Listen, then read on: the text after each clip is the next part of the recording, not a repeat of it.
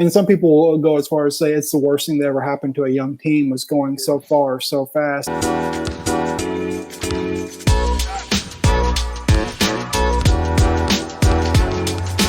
January 8th, they beat the LA Clippers. I think a pretty solid victory, but yet they're 10th in the Eastern Conference. And you pointed out in your recent articles that the Hawks are in freefall right now. Do you think they can turn it around to actually make a serious playoff run? I'm pretty concerned. You're right. I use the word free fall, and although they're kind of in the middle of the pack, they're in that play-in range. Really, they're. It's been honestly the season from hell for the Atlanta Hawks. You come out, and we have this disagreement between Trae Young, Nate McMillan, and that wasn't great. And then a few weeks later, we find out from Shams that McMillan has been considering resigning in the middle of the season. So that added to the drama. And even with injuries, I don't think anybody's expecting them to be a few games under 500, roughly halfway through the season. But I'm burying the lead. The big thing has been the front office turnover. Their team president stepped aside. They lost three well-regarded front office executives within a week. They let them go. So I would say really the 18, 19, and 21 record, I think that may be better than things are actually going internally for the Hawks. What is the state of the locker room? I mean, it seems like right now, like you said, the record shows that they're actually competing. They're not just phoning the season as just, hey, let's just focus on the future. What is kind of keeping these guys, coming in to work every day? For sure. Well, they're competitive, and they split the West Coast road trip. They won 2 out of the 4 games. You mentioned the LA Clippers win, which is a solid win. I know the Clippers are skidding right now, and either way, splitting the West Coast road trip isn't bad. We'll see how they do as we head towards the All-Star break over the next month or so. But right now, I mean, whenever you have Trae Young and DeJounte Murray on the floor, those are two, alpha dogs who they're not ever going to phone it in. And the same can be said about John Collins and Onyeka Okongwu, Bogey. So they're not going to phone it in. I know some fans, they're ready to throw their hands up in there and just say tank, but this team's obviously too good to tank, and it just wouldn't ever happen or wouldn't work. So might as well try to get better, and hopefully they do that at the trade deadline.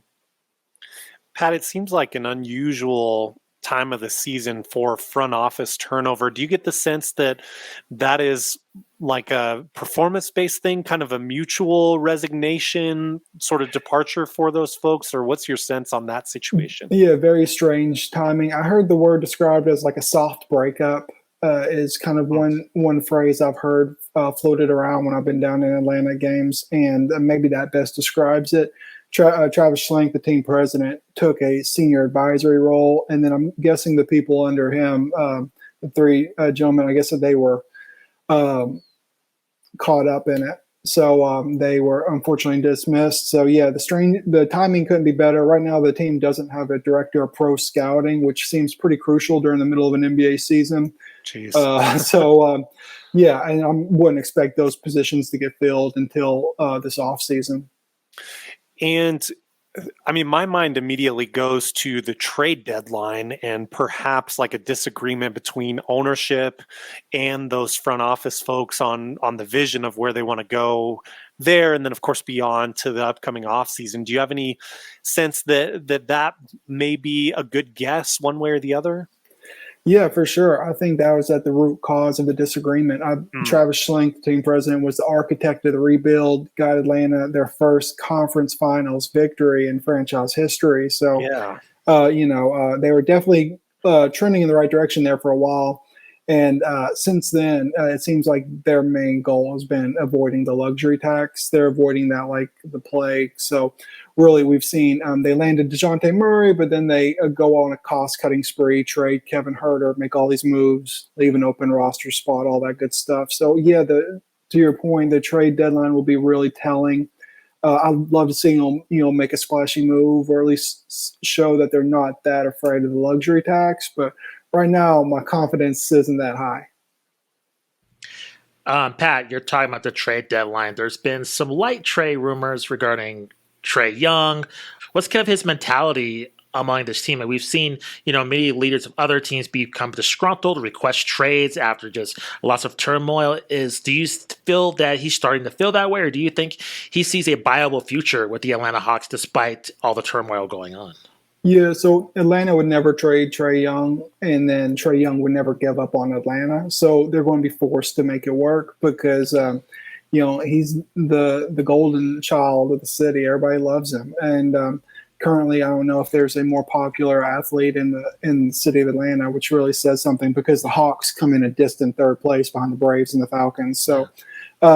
And then I could never, or at least not anytime soon, imagine Trae forcing his way out. I feel like that article that came out a week or two ago, I felt like that was a little overblown. So really, I wouldn't expect that anytime soon. So, if in fact Nate McMillan leaves and there's a coaching vacancy, whether he just decides to throw his hands and just quits, or at the end of the season they decide to make a change, besides Trae Young, like what is going to bring a prospective coach into this franchise? I mean, where exactly do they go? There's just so much turmoil, but yet, this team has been very relevant in terms of the Eastern Conference. What is the steps you see in terms of this team kind of riding the ship, despite filling those executive vacancies that they currently have? Yeah, like you said, that those will have to wait, and I just couldn't imagine this team making a deep playoff push as currently constructed. If they go out and make some surprising moves, then yeah, absolutely. But right now, I would say they're a play-in team, first round exit. That's their ceiling, which is really unfortunate. And then I think the next move would be getting a new coach. And I don't think they would have to look very far. A lot of Hawks fans are very keen on the idea of bringing back in somebody from the Mike Budenholzer era. And, Kenny Atkinson, Quinn Snyder. And, he just has a legendary coaching tree. And I don't think you would have to go very far to go bring back somebody who has ties and, those few winning years in Atlanta. And also who is relevant. It seems so fast and so sudden. I mean, they have this burst of success, as we all know. They get to the Eastern Conference Finals. They get that first win there in franchise history, like you mentioned. Are there unfair expectations in some ways on this team because they had so much success that year? I mean, should we all just kind of take a breather and cool it? Not that we're not trying to compete and be successful, certainly, but is it a little bit unfair or did the bar get raised too high too soon? It's a fair question. That's definitely been a question that's been asked a lot in the media around Atlanta. It's like, and some people will go as far as say it's the worst thing that ever happened to a young team was going so far, so fast. And really, if you look at it, it is from March 1st, 2021 is when they dismissed Lloyd Pierce, and is through June. So, I mean, it was just an incredible run and very favorable playoff seeding. So, they faced the Knicks, and then the 76ers imploded. So, I mean, that's a fair question. But at the same time, you have an what we do know is you have an all-NBA point guard in Trae Young. Last year, DeJounte Murray made an all-star game. You got to act. So whether it's fair or not whether it's fair or unfair to have those kinds of expectations, it is what it is at this point. Pat, you mentioned about the Atlanta Hawks being like the third most supported team in the Atlanta area.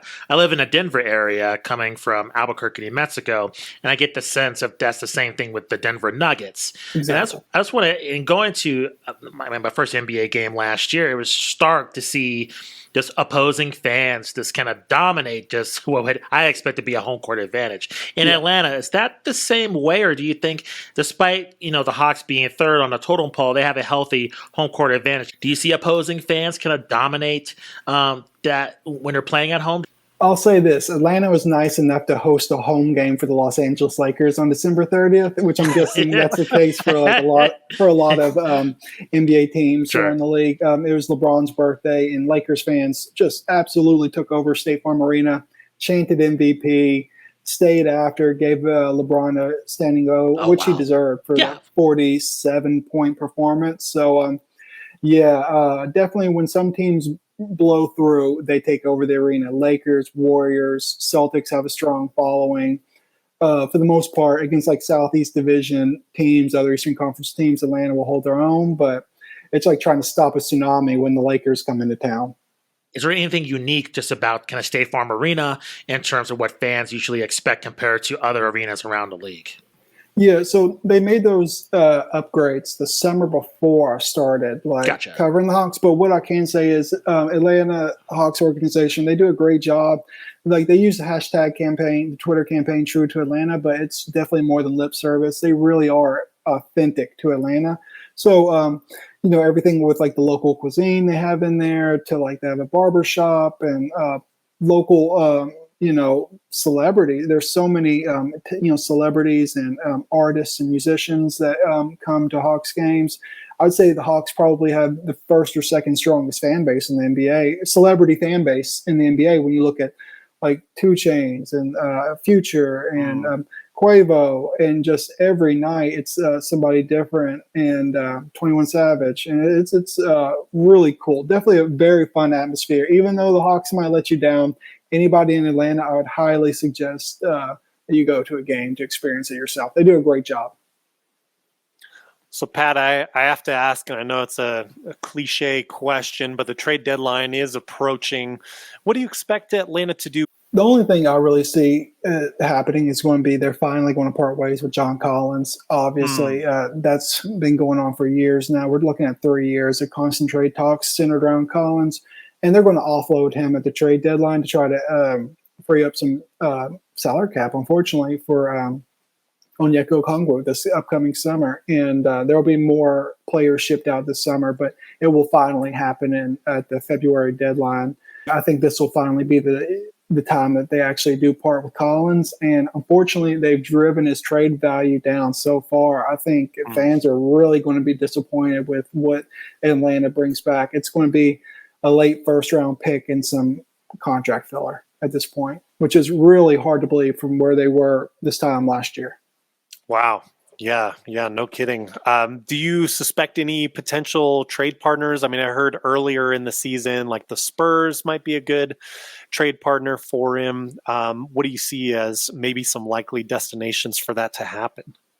I don't know, but whenever Shams, drops an article about once every few weeks and it always involves John Collins, it's always a handful of teams he names. I feel like Phoenix is a team that has been in conversation a little bit more lately. That's not me reporting. I just feel like I've heard that brought up several times. I know Jay Crowder is having his issues out there, but I'm not sure how that would work. But either way, I don't know where he's going, but I'm very confident John Collins will be traded here in the next month.